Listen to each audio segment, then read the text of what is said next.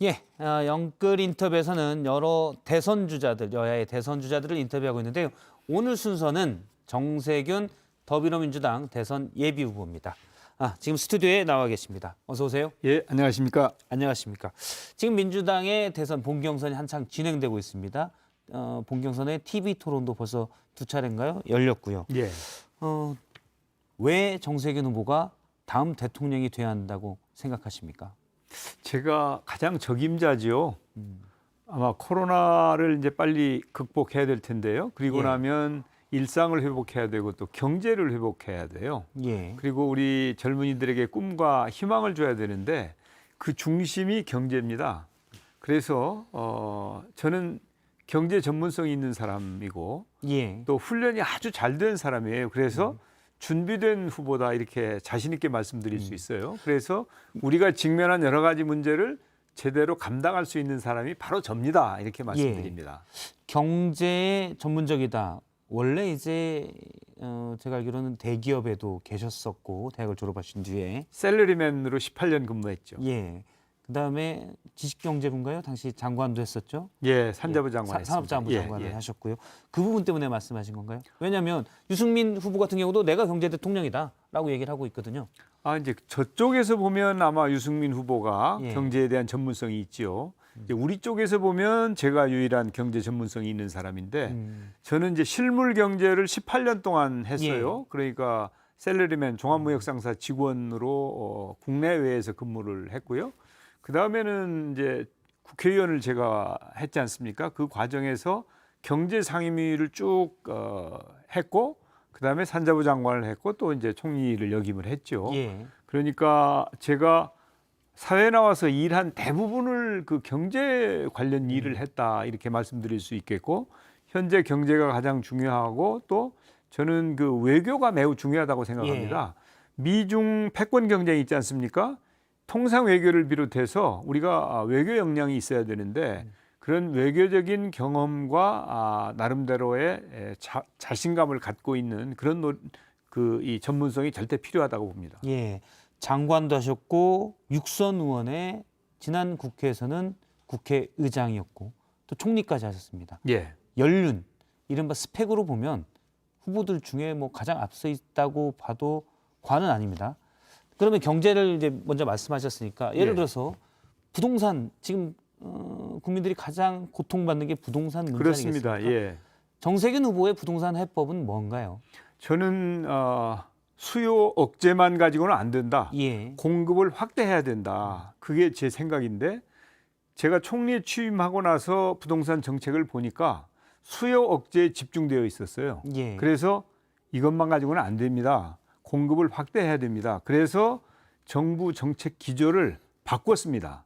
예. 그게 바로 작년 8.4 대책이고 그걸 더 업그레이드한 게 금년도 2.4 대책입니다. 예. 그래서 정부의 정책 방향을 수요 위축 위주에서 공급을 확대하는 쪽으로 이렇게 합리화를 했다. 저도 기억이 납니다. 작년 8.4 대책이 나오기 전에 작년 상반기가 지나고 집값이 천정부지로 올라가니 공급, 숨어있는 땅, 자투리 땅이라도 다 찾아서 공급을 해야 된다라는 예. 기조가 있었죠. 이른바 당시 서울에는 13만 2천 가구로 기억을 하는데 8.4 대책에서 대표적인 게 태릉골프장이었고요. 예. 과천 정부청사 부지도 있었고요. 네, 네. 진행이 지금까지 잘 안 되고 있어요. 예. 원래 예. 주택을 공급하는 것은 공장에서 이 공산품을 생산하는 거하고는 다릅니다. 예. 원래 그 택지를 확보해야 되고요. 여러 가지 절차가 있어요. 택지를 확보하는데도 뭐 이제 태릉골프장 같은 거야 정부가 결정하면 될 일이지만 또 이해관계자들도 있고 예. 특히 이제 그 개인들이 가지고 있는 땅을 택지로 활용하는 경우에는 개인들로부터 그걸 구입을 해야 될 거 아닙니까? 그렇죠. 그렇기 때문에 부동산 주택 문제는 상당한 시간이 걸려야 정책 전환을 했다 하더라도 효과가 나타나는 것입니다. 그런 점 때문에 작년도에 8.4 대책을 만들어 놓고 저는 국토부나 또 LH공사에 신속하게 이게 집행되도록 노력을 해라. 그렇게 계속 나름대로 푸시를 했다고 할까요? 예. 그런 노력을 했는데 지금 이제 이게 진행 중인 상황이죠. 그래서 보통 공급 계획을 세워놓고 나면 아무리 빨라도 3년 예. 아니면 5년 걸립니다.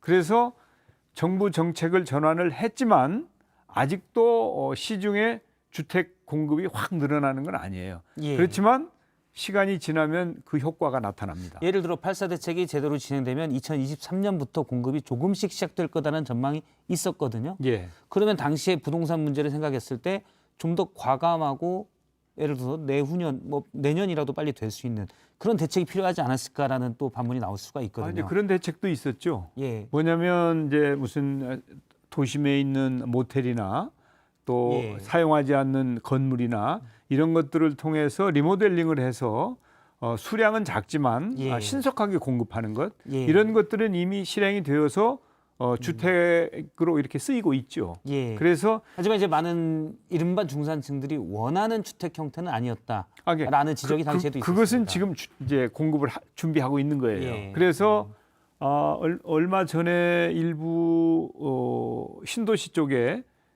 청약을 했죠. 그리고 예. 앞으로도 이제 선청약이 진행될 예정입니다.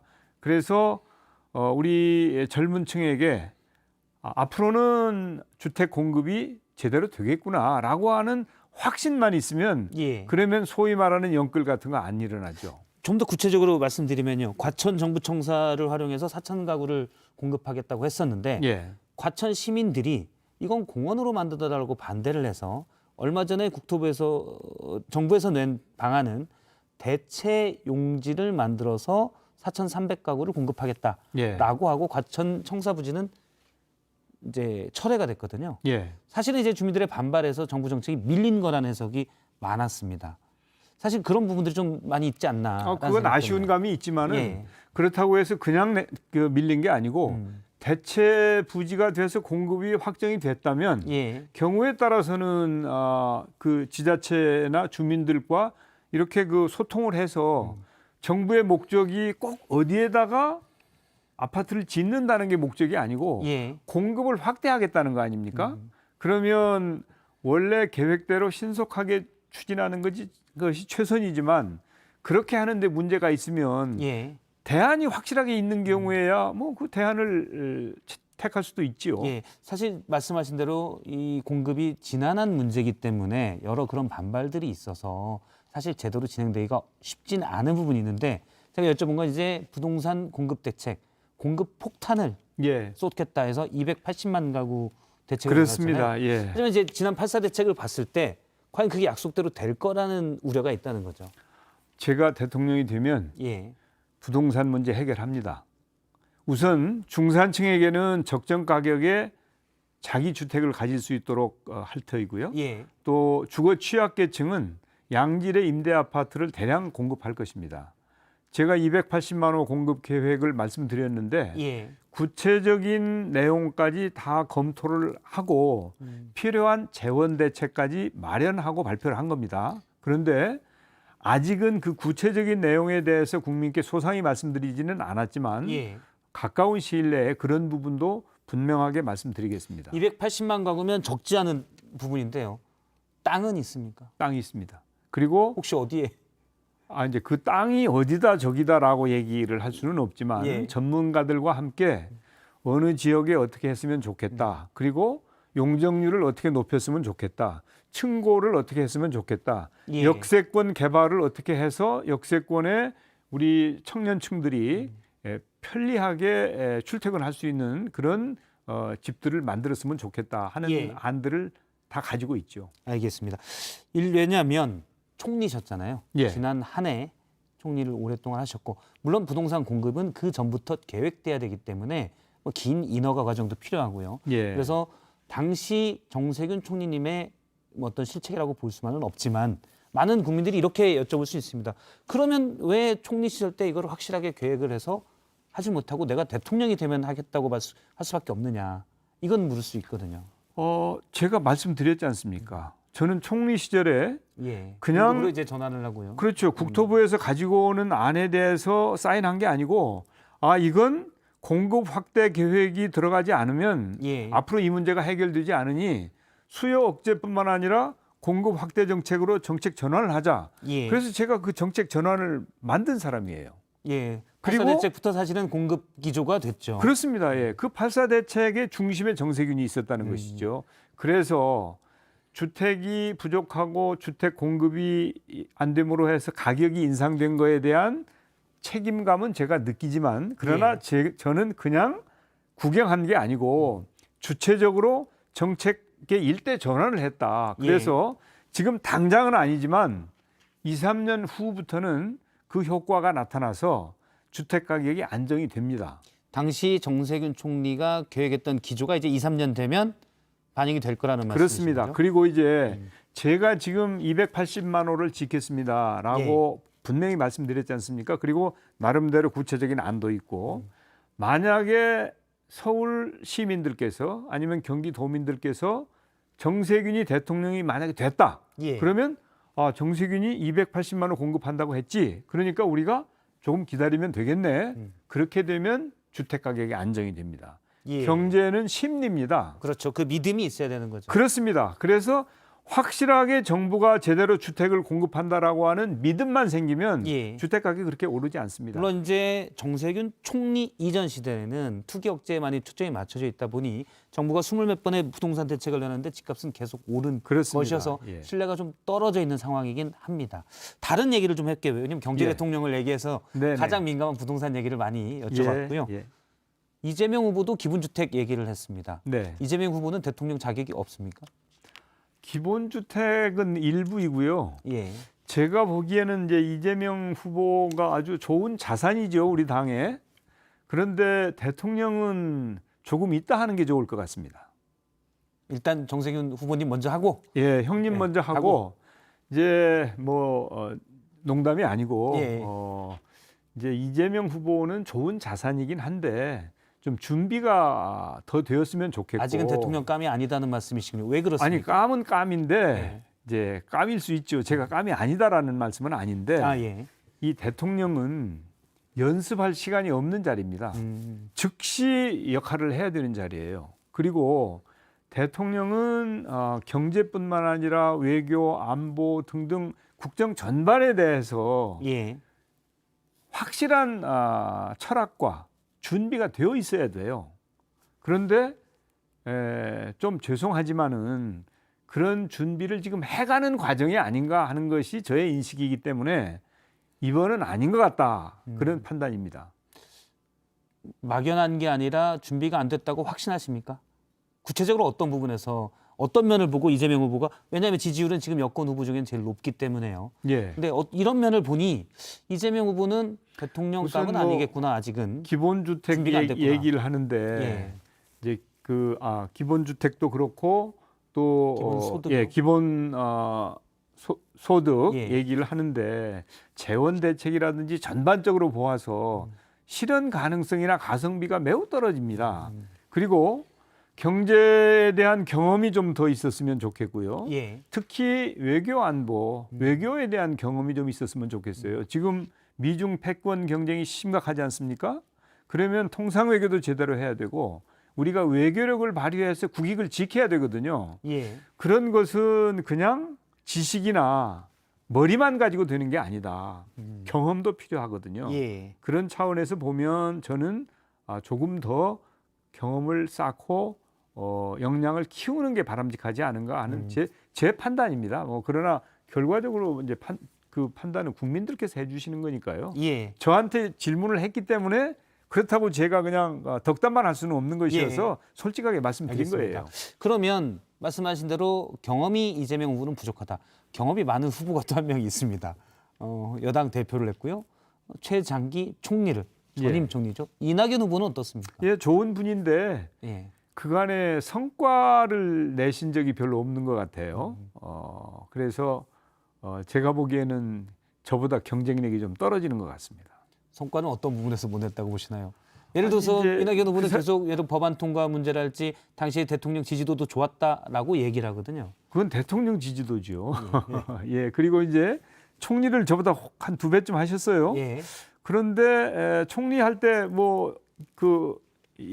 내놓을 만한 성과가 없는 것 같습니다. 그냥 고성 산불 잘 지켰다, 아프리카 돼지열병 잘 막았다 이런 것은 원래 통상적으로 그냥 하는 일이고요. 예. 예를 들어서 저같이 이제 부동산 대책에 큰 물꼬를 틀었다든지, 그리고 저는 코로나의 K 방역이라고 하는 신화를 쓴 중대 본부장 아닙니까? 지난해 초에 총리 되신 다음에 사실은 2월 이후에 코로나가 확 6일 만에, 예. 6일 만에. 아, 예. 그리고 이제 대구 경북에 코로나가 심할 때 저는 몸을 아끼지 않고 대구에 가서 3주일 동안 상주하면서 그걸 정리를 했거든요. 예. 예. 뭐 그런 걸 성과라고 얘기할 수 있다고 저는 봐요. 그런 걸. 그래서 저보다 2배씩이나 총리직을 하셨지만 내놓을 성과가 없는 거 아닌가. 그리고 그 전에 이제 쉽게 표현하면 호시절에 그냥 편히 있었던 거 아니냐라는 아니 뭐 말씀이신가요? 제가 그렇게 폄훼할 생각은 없고요. 예. 고생하셨고 저 훌륭하신 분이지요. 그렇지만은 굳이 네가 뭐 내놓을 게 있냐라고 물어보시니까 예. 이제 제가 말씀드린 것이고, 이제 전남지사를 이제 하셨잖아요. 그때도 아마 제가 보기에 전남 도민들이 기억하는 그런 성과를 내신 건 없는 걸로 압니다. 이낙연 어쨌든 지금 지지율은 예. 이낙연 후보가 더 높잖아요. 여권에서. 그렇죠. 예. 그래서 정세균 후보 캠프에서 한 명은 이낙연 후보 측이 지금 거의 단일화 스토커 수준이다. 실제 뭐 단일화를 계속 요구하고 있습니까? 그쪽에서는? 아니 누구한테 요구를 할 수 있는 게 아니잖아요. 그런데 그냥 그 언론이나 이렇게 밖에서 그런 이야기를 자꾸 하니까 예. 적절치 않은 거 아닌가. 저는 단일화를 의논한 적도 검토한 적도 또 계획도 전혀 없거든요. 예. 그런데 자꾸 그런 얘기를 하는 것이 혹시 무슨 다른 의도가 있는 거 아닌가. 그래서 적절치 않다고 봅니다. 저는. 미리의 일종의 프레임이라고 보시는 거죠? 아 글쎄요. 이제 뭐 그 저희는 잘 모르겠지만 적절한 것 같지는 않습니다. 그러면 말씀하신 대로 경륜도 있고 성과도 많이 내셨고 정 후보님의 주장에 따르면 지지율이 좀 낮습니다. 예, 현재로서. 그렇습니다. 예. 뭐 2%대, 1%대도 있고요. 왜 그렇다고 뭐 보십니까? 6, 7%대도 있었죠. 예, 7%대도 있고요. 예, 그런 것도 예. 있고요. 그래서 뭐 지지율이 현재 낮다고 하는 거야 뭐 그건 부정할 수 없는 것인데 예. 저는 후발주자 아닙니까? 후발주자니까 이제 그분들은 사실은 뭐 지난번 대선 때 20%를 득표한 이재명 이재명 이미 한번 출마했었고요. 경선엔 나섰었고요. 그렇습니다. 그때 20% 득표한 거 아닙니까? 그리고 이낙연 후보는 40%까지 지지율이 올라갔었지 않습니까? 예. 그러니까 사실 저는 이제 시작한 지가 얼마 안 됐는데 여론조사하고 경선하고는 다르다고 저는 봅니다. 그래서 이제 9월 5일 그때쯤부터 경선이 지역별로 시작이 될 텐데 예. 그때부터 파란을 일으킨다면 드라마를 만들 수 있다라고 예. 저는 생각을 해요. 그래서 지금 지지율은 잘 참고해야 될 사항이고 지지율 높으면 좋지요. 예. 그렇지만 그것 때문에 주눅들 이유는 없다. 이제 본격적으로 경선이 시작되면 그때부터 변화를 만들어 가겠다. 그리고 최근에 리서치뷰라는 데서 여론조사를 한 게 있는데 거기에 보면 그 호남과 충청에서 각각 10% 정도의 지지가 나오는 걸로 되어 있어요. 그래서 좀 변화가 시작된 게 아닌가 하는 저는 생각을 가지고 있어요. 그래서 예. 앞으로 저희가 여론조사는 밝혀야 되기 때문에 숫자 말씀하신 거는 저희가 뭐 오늘 시간이 얼마 남지 않아서 못하면 다음에라도 그건 밝히도록 하겠습니다. 추천을 예. 리서치뷰요. 예. 그러면 전국 경선에 들어가면 이른바 조직세도 되고 그러면 다시 승세를 잡을 수가 있다는 말씀이시군요. 그런 기대와 희망을 가지고 최선을 다하고 있습니다. 예. 다른 어떤 사실은 지금 나오신 지 뭐 넉 달 이상 되셨기 때문에 예. 시간이 너무 없었다라고 할 수는 또 없는 기간이긴 하잖아요. 지난해부터 그리고 정세균 총리 시절부터 대선 주자로서 그 탓만 하는 것은 아니고 예.